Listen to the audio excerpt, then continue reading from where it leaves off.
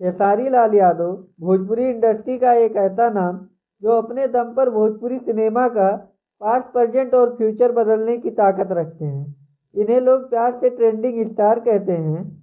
इनकी फिल्मों का लोगों का बेसब्री से इंतजार रहता है। खेसारी लाल यादव के चाहने वालों के लिए खुशखबरी। खेसारी लाल यादव के लाइफ की सबसे बड़ी फिल्म रंग दे बसंती का फर्स्ट लुक पोस्टर रिलीज हो गया है।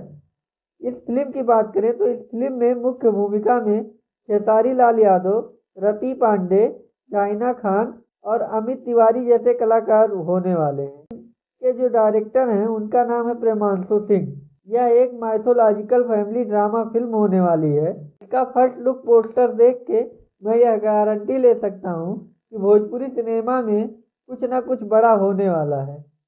भोजपुरी सिनेमा में आप इससे पहले ऐसा कुछ नहीं देखे होंगे। अमिताभ भट्टाचार्य को एज अ म्यूजिक कंपोजर रखा गया है। ऐसा भोजपुरी इंडस्ट्री में पहली बार हो रहा है जहां किसी बड़े बॉलीवुड म्यूजिशियन को हायर किया गया हो।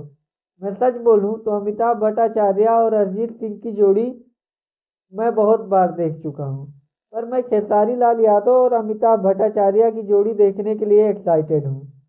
इस फिल्म की बजट काफी बड़ा होने वाला है।